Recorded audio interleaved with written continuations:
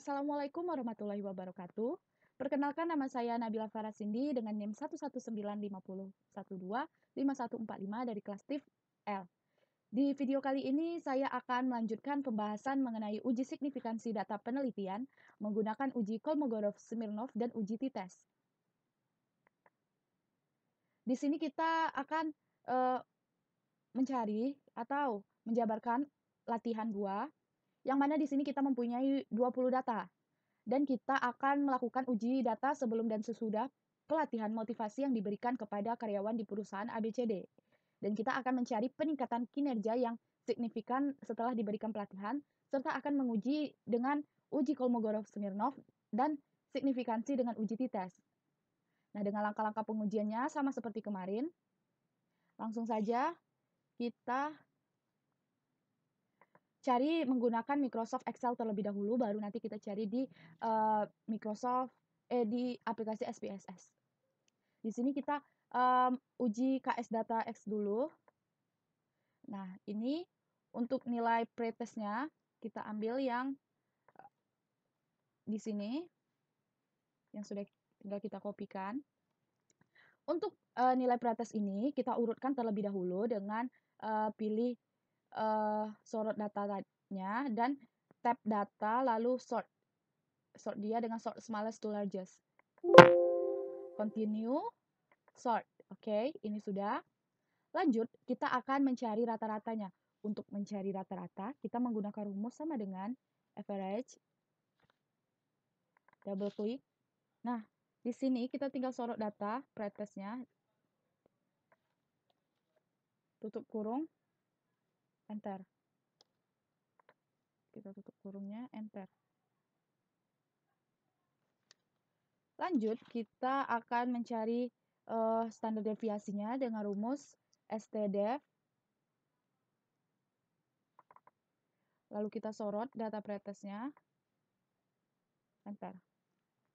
Nah, jika sudah, kita akan membuat untuk fkum atau f kumulatifnya ini menggunakan angka 1 sampai 20 karena data kita sebanyak 20. Ini bisa kita tarik. Lanjut, untuk fs-nya kita tinggal membagi sama dengan fkum 1 ini kita bagi dengan fkum 20 atau data terakhir, data fkum terakhir. Jangan lupa ini diikat yang ini agar tidak bergeser. Enter. Maaf salah, $, dia ya.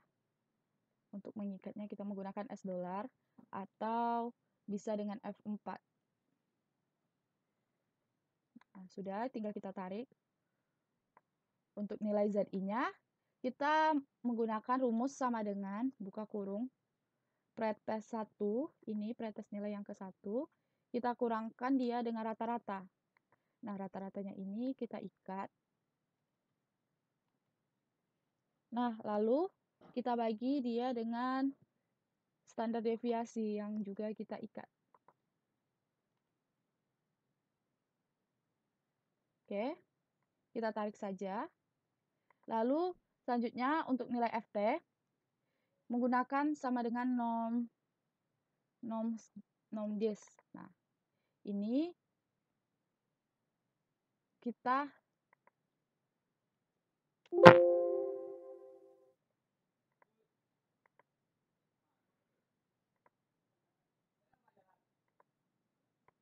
ini sudah kita dapatkan tadi dia norm dis.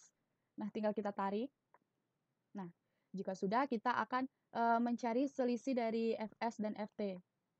Sama dengan kita masukkan dulu absolut dalam kurung Fs yang ini kita kurangkan dengan Ft. Kurung. Nah, ini juga tinggal kita tarik saja. Lanjut, kita akan mencari dehitungnya. Untuk mencari dehitung, kita cukup menggunakan rumus sama dengan max atau maksimum. Nah, kita sorot saja yang ini, selisih Fs dan Ft tadi, tutup kurung. Oke, jika sudah, kita untuk mencari tabelnya, kita harus melihat pada tabel nilai kritis uji Kolmogorov-Smirnov. Nah, di sini kita karena ini uji Kolmogorov-Smirnov, maka kita mengabaikan satu data atau membebaskan satu data ya. Karena total data kita tadi 20, maka kita akan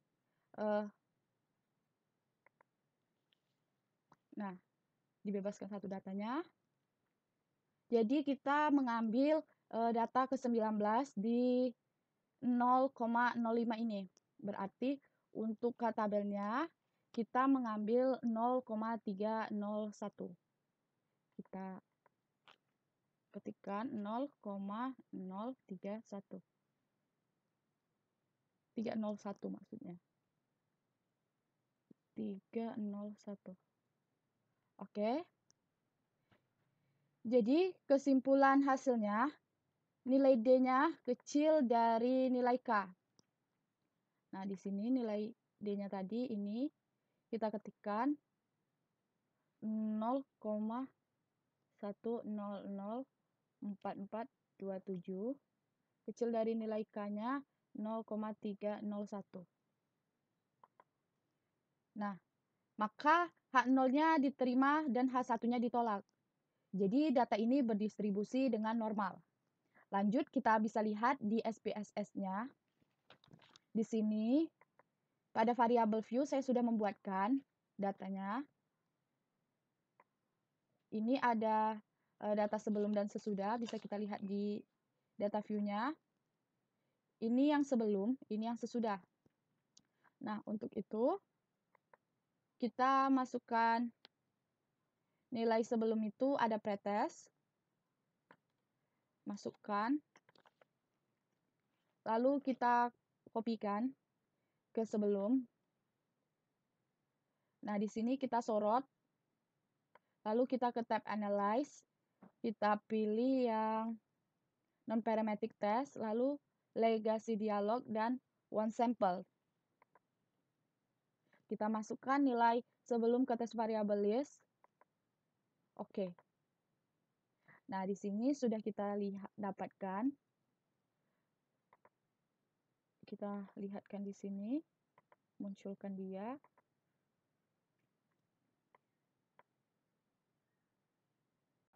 Untuk N-nya atau jumlah datanya sama sebanyak 20. Lalu untuk nilai positifnya di sini 100, sama dengan yang dihitung ini, nilai positif dimulai dari 100. Lalu untuk mean dan rata-rata, di sini mean-nya 63. Untuk di rata-ratanya sama 63. Lalu untuk standar deviasinya kita lihat di sini 13,381. Di sini juga 13,381 sekian-sekian.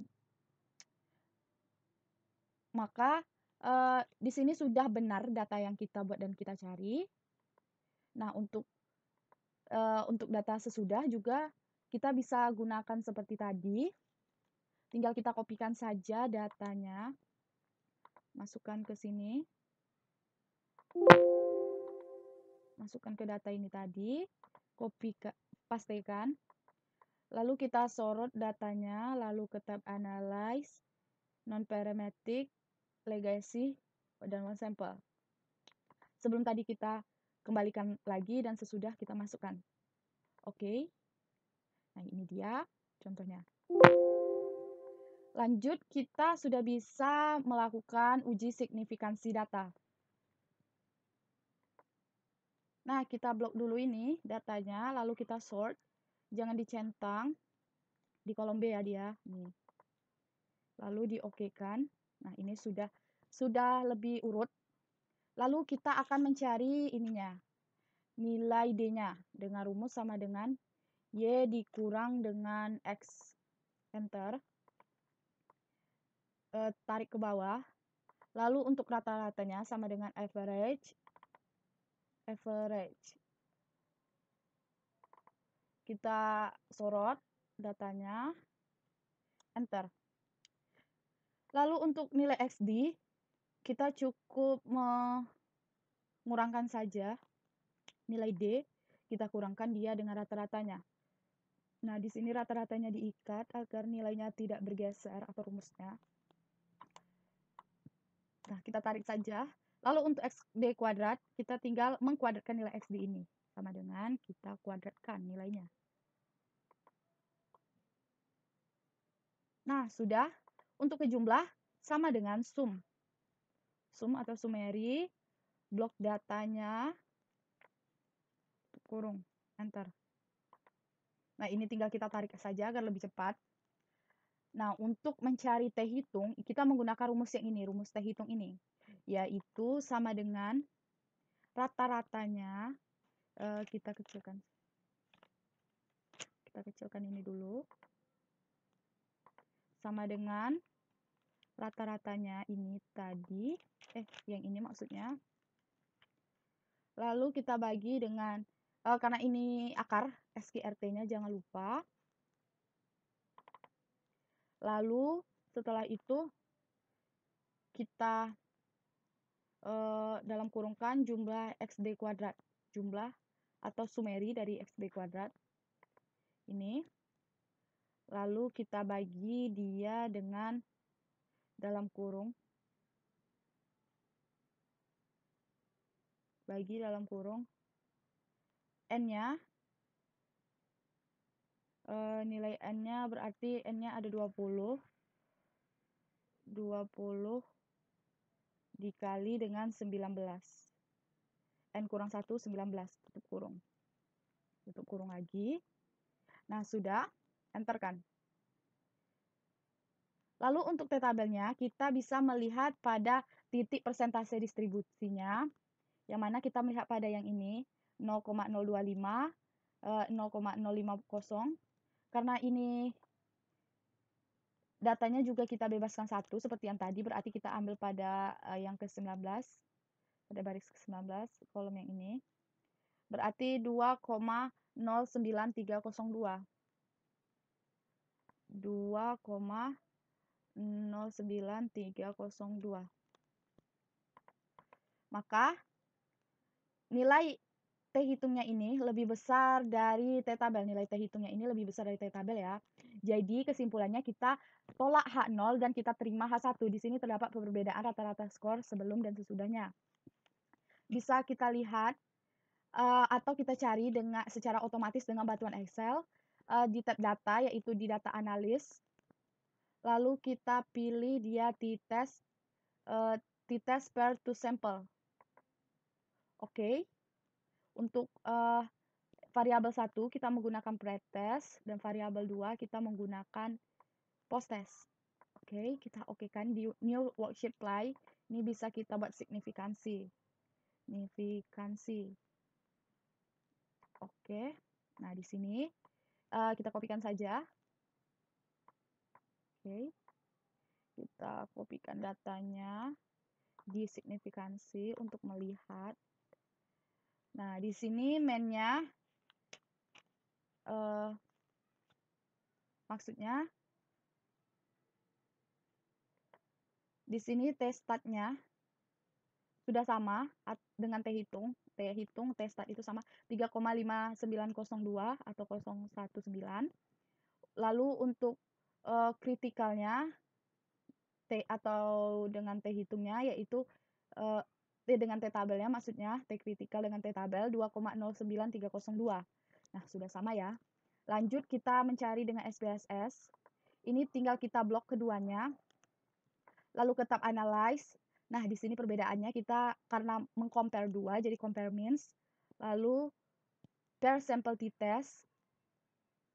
Nah, di sini kita masukkan sebelum, lalu sesudah.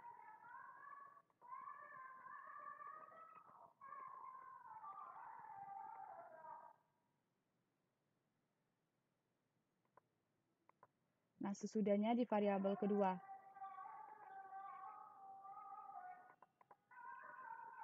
Oke, kita okekan. Di sini kita mengambil per sample testnya saja. Nah, per sample testnya. Kita lihat di standar deviasinya. Oke, di sini.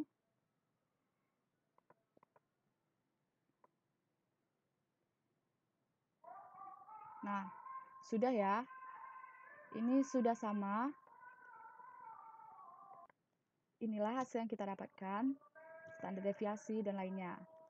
Dan di sini kita sudah dapat kesimpulan dengan menolak H0 dan menerima H1.